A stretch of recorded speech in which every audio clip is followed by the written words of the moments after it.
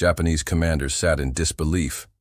They had faced American bombers before, but nothing like this. In 1944, a single aircraft appeared in the Pacific skies that looked bigger, flew higher, carried more bombs, and seemed unstoppable. The B-29 Superfortress wasn't just another plane. It was a monster of engineering that left the Japanese high command stunned and terrified. To understand why the B-29 Superfortress shocked Japan so deeply, we need to step back into the darkest years of World War II. It was 1943. The United States, after surviving the attack on Pearl Harbor, was now on the offensive. American shipyards were producing carriers at record speed. Marines were taking back islands one bloody beach at a time, and in the skies, a new weapon was being forged in secret. At first glance, the Japanese Imperial Army was confident. Their air defense network had proven effective against B-17 flying fortresses and other Allied bombers. Anti-aircraft guns were positioned across major cities, and the Japanese Zero fighter was still considered one of the most agile aircraft in the war. Yet everything they thought they knew about American air power was about to change. In factories spread across Kansas and Nebraska, American engineers worked on something unprecedented. The Boeing B-29 Superfortress wasn't just another bomber. It was designed to strike at the very heart of Japan from thousands of miles away. Its four massive Wright R-3350 duplex Cyclone engines produced over 8,000 horsepower combined. The wings stretched longer than a tennis court. Its pressurized cabin allowed crews to fly higher than Japanese fighters could even reach, and its payload capacity could unleash firestorms unlike anything the Pacific had yet seen. One Japanese officer would later remark, "We thought no such machine could exist. It was like watching a battleship fly." By mid-1944, the United States faced a logistical nightmare. The islands of Japan were far beyond the reach of most American bombers.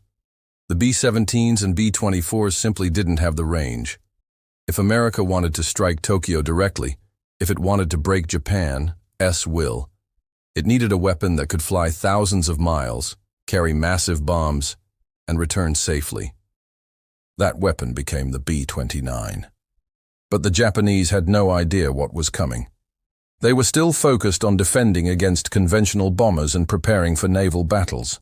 Their radar systems and fighter squadrons were designed to intercept aircraft flying at medium altitudes, at predictable speeds. The B-29 was built to break every one of those expectations. The first appearance. Shock in the skies. In June 1944, the first B-29s appeared over the skies of Japan. They came from newly captured bases in China. When the alarms rang in Tokyo, Japanese fighter pilots scrambled to intercept. But what they saw left them speechless. These bombers flew higher, over 30,000 feet, higher than most Japanese planes could even climb effectively. Their defensive gun turrets, controlled remotely, meant the bombers could fire back with deadly accuracy. One pilot described his first encounter as chasing a shadow in the sky. The Zero-S machine guns rattled harmlessly as the massive Superfortress shrugged off damage and continued its bombing run. For the Japanese commanders on the ground, reports started pouring in. Impossible altitude, impossible speed, impossible range. And so, the stage was set. America had unleashed a weapon unlike anything the world had ever seen. For Japan, the nightmare had just begun.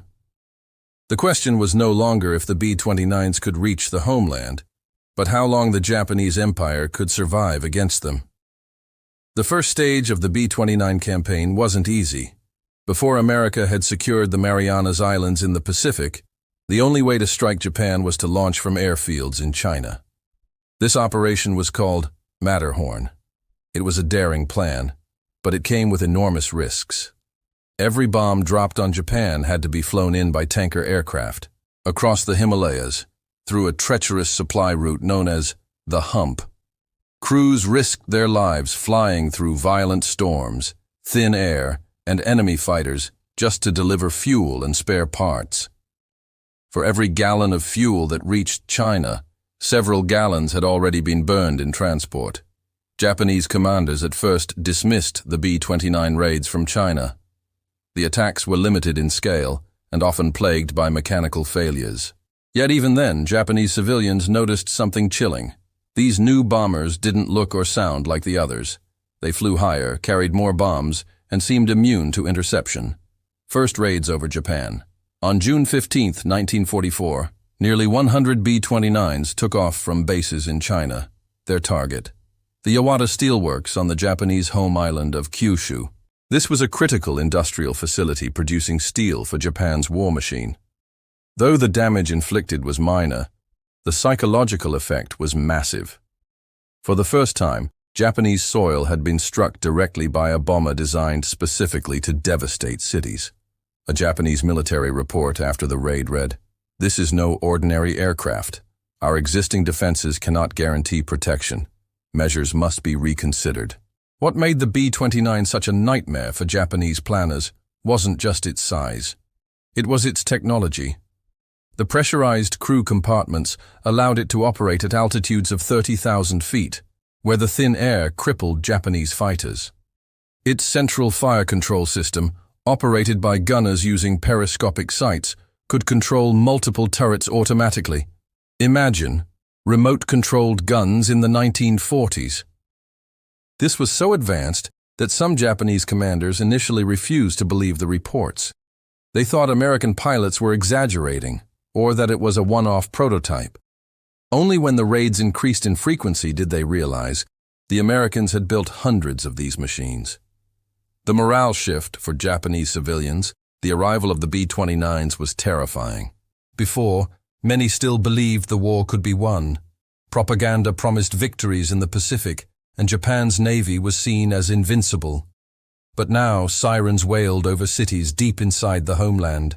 Mothers and children looked up at contrails streaking across the sky, contrails from bombers that their air force could not stop.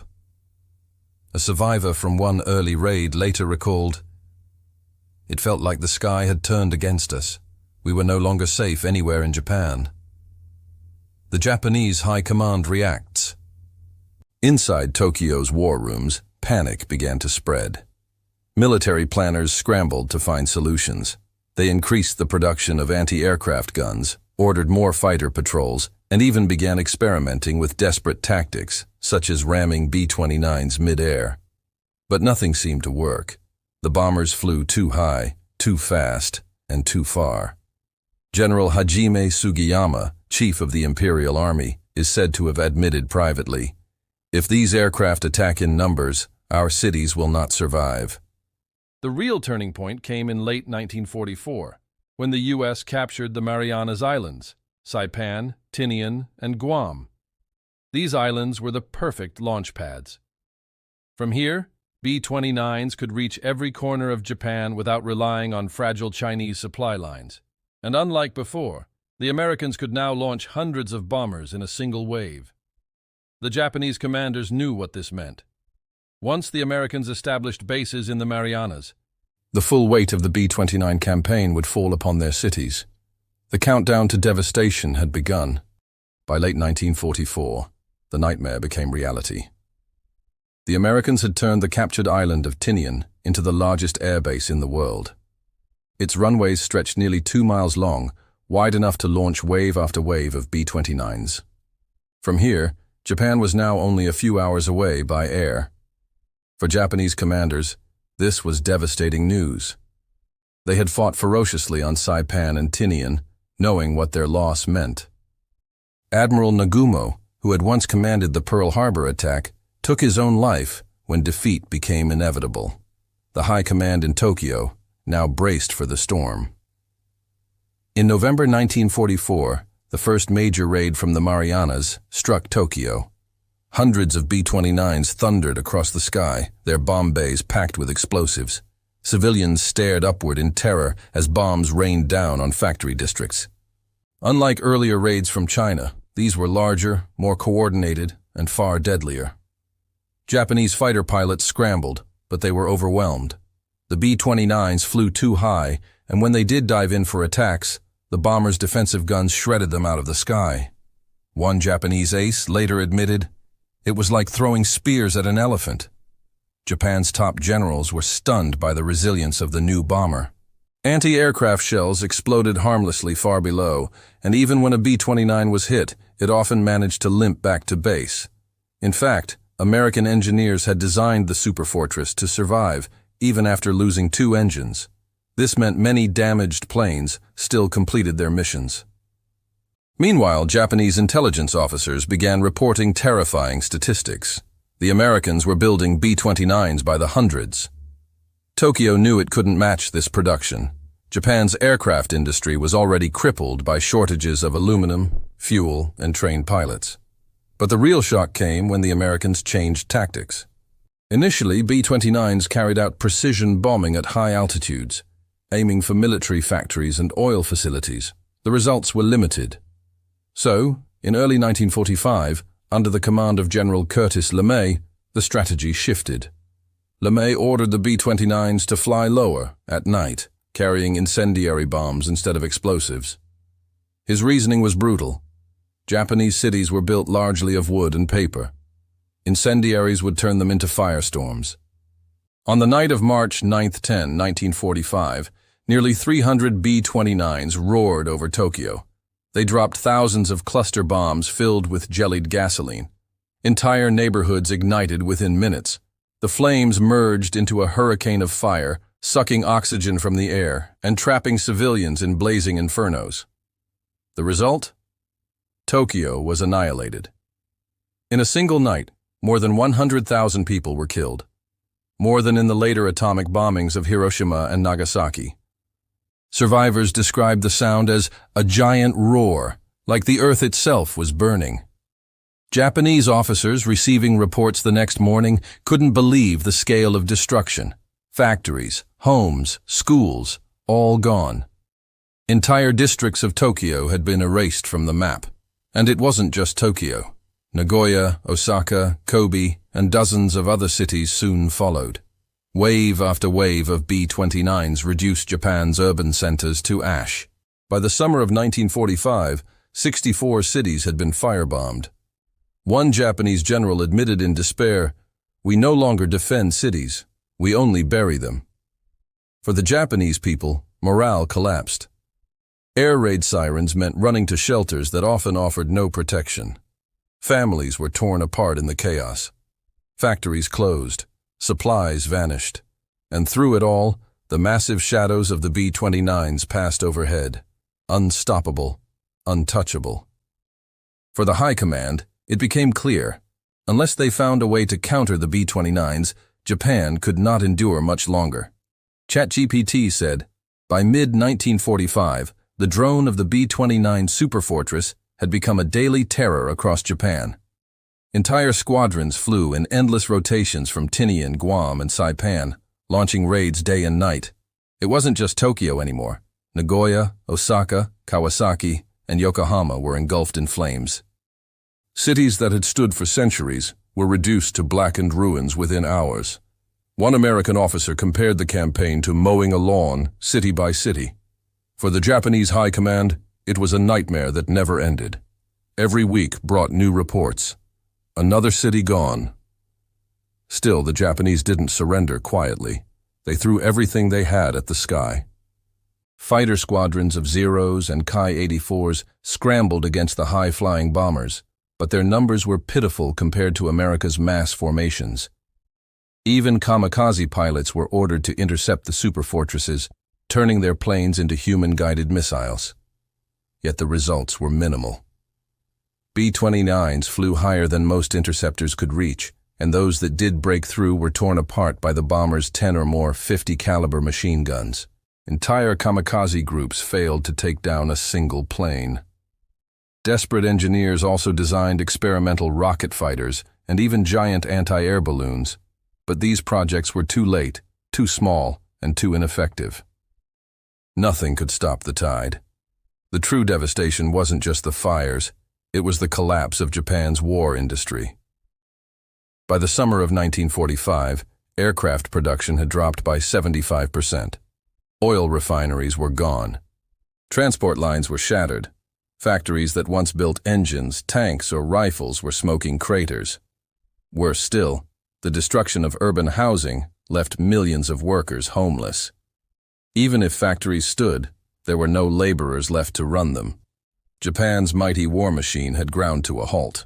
A German attaché in Tokyo wrote in despair, "The Japanese empire has been cut off at its roots. The B-29 is not just a bomber, it is a weapon of extermination." Meanwhile, the human suffering was catastrophic. Cities became unrecognizable wastelands. Survivors described walking through ashes, where rivers boiled and corpses lay in the streets. Families lived in constant fear, sleeping in caves, basements, or open fields. By July 1945, nearly 9 million people were homeless, and millions more faced starvation. Grain warehouses, railroads, and fishing harbors had been bombed out of existence. Even Japan's leadership began to fracture. Army hardliners still demanded resistance to the last man, but others whispered that surrender might be the only option. For the first time, Emperor Hirohito himself began to waver. As July ended, the U.S. unleashed Operation Matterhorn in full force, 1,000 plane raids that blanketed entire regions with bombs. Japan's air defenses were gone, its cities destroyed, its armies cut off from supplies. But still, Tokyo hesitated. And then came the moment that would change everything, the introduction of a weapon even more terrifying than the B-29's firebombs. The world was about to witness destruction on a scale never seen before. By August 1945, Japan stood on the edge of total collapse. Its cities lay in ruins, its industries silent, its people starving.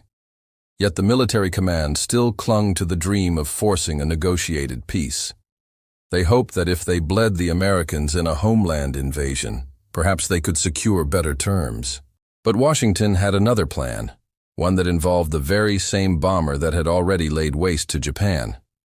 On August 6, 1945, the B-29 Enola Gay lifted off from Tinian, carrying a single bomb unlike any weapon ever used before, the uranium-based atomic bomb known as Little Boy.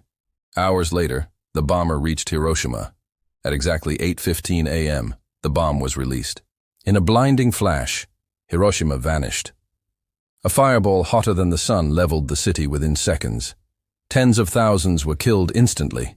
Many more would die in the days to come. Survivors described it as if the earth itself had exploded. For Japanese commanders, the reports were almost impossible to comprehend. A single bomb, carried by a single B-29, had done what hundreds of raids could not. 3 days later, on August 9, 1945, another B-29, Boxcar, carried the plutonium bomb Fat Man. This time, Nagasaki was the target. Again, devastation beyond imagination. The mushroom cloud rose miles into the sky, signaling the dawn of a terrifying new age of warfare. Japanese leaders were now divided more than ever.